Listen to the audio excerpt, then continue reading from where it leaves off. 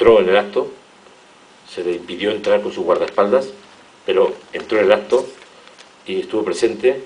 Hubo algunas personas que empezaron a gritar y los propios jesuitas, compañeros de los asesinados, fueron los que aplacaron la tensión y permitieron que el presidente Cristiani estuviera en el funeral. Combates de aquellos días, una más de las fotografías estas de las atrocidades cometidas por los soldados salvadoreños, vida cotidiana, y estas son fotografías tomadas justo el día que se acababa la guerra en El Salvador. La llegada de los comandantes guerrilleros a El Salvador, aquí uno de los 5 comandantes, Safir Handal, y esta es la imagen de los 5 comandantes de la guerrilla, el actual presidente de El Salvador, Joaquín Villalobos, Safir Handal, ¿cómo se llaman los otros dos? Yago, Jovel y... Ungo. No, los guerrilleros, los jefes. ¿Cómo se llama el otro? Guillermo Ungo. No, Facundo no. Tampoco. Facundo era un segundo. Era un segundón.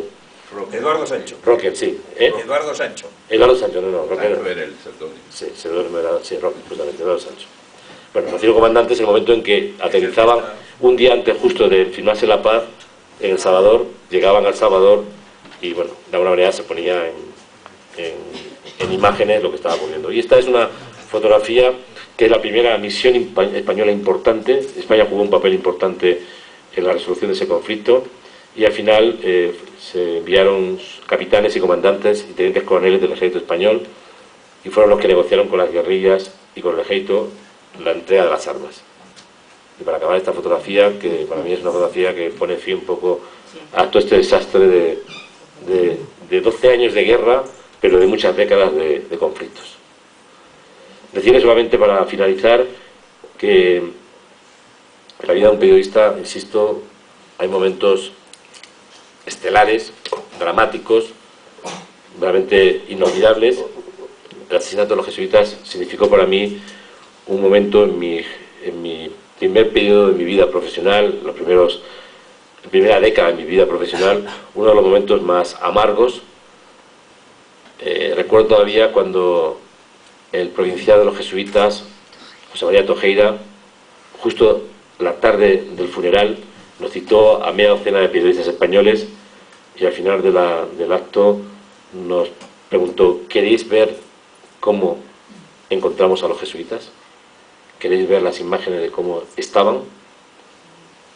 Y yo, lo digo sin ánimos de nada, fui el único que realmente acepté ver las imágenes, y a pesar de que conocía muy bien a Ignacio y a Curía, no lo pude identificar.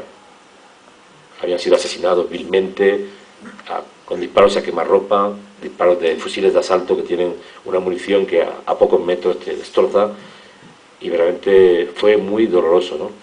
Y recuerdo que en el año 2009 regresé a El Salvador y esas imágenes se pueden hoy día ver en unos libros que hay a la entrada del museo que recuerda en la UCA los jesuitas, y donde también se pueden ver las ropas que llevaban los jesuitas cuando fueron asesinados. Muchísimas gracias.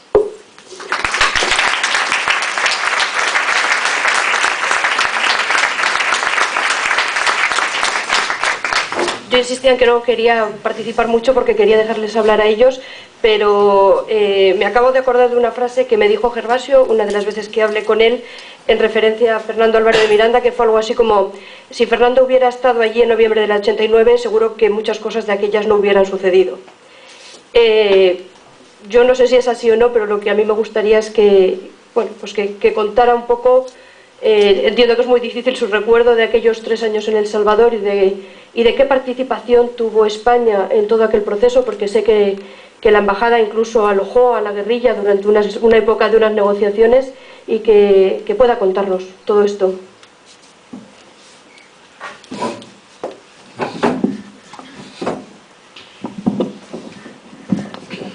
Muchas gracias, Arantxa. Muchas gracias a todos los que están hoy aquí. Yo puedo decirles que les hablo desde el respeto, la emoción y la sinceridad que me produce el ver estas fotografías y el recordar los 3 años que estuve con mi mujer en El Salvador, viviendo una especie de nueva iglesia, para nosotros como fue realmente el descubrir la iglesia que desde el arzobispo en aquel momento Rivera Damas, sucesor de Monseñor Romero, el mártir, todavía no reconocido por el Vaticano, y los jesuitas de la UCA, recibimos, pues en fin, el impacto de ese nuevo mensaje de la Iglesia de los pobres. Nuestra llegada a El Salvador, a San Salvador, coincidió el año 86 con uno de los terremotos más fuertes que ha sufrido la capital de la República del Pulgarcito de América, como lo llamábamos. Ese terremoto ocasionó bastantes víctimas, realmente se produjo una reacción internacional de ayuda y de España se envió bastante, diríamos, bastante ayuda, y sobre todo lo que se envió fue el mensaje de solidaridad y de respeto con las gentes que habían sufrido este terremoto. Estuvo la reina Sofía con un avión de víveres y se le recibió en El Salvador con una especie de emoción popular.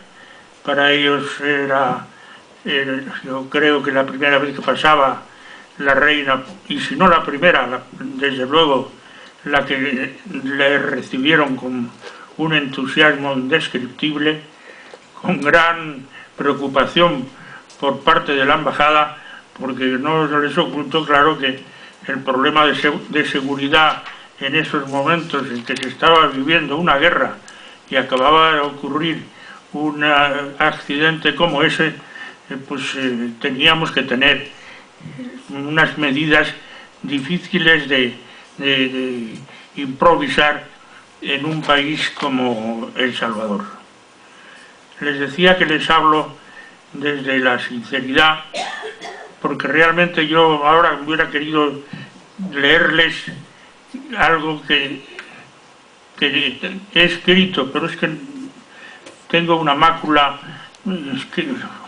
que me impide leer, y les pido a ustedes que me perdonen, porque este diálogo, como digo, está más que dictado y reseñado desde un rigor de intelectualidad. Les hablo con la emoción y la sinceridad de haber vivido esos años en El Salvador.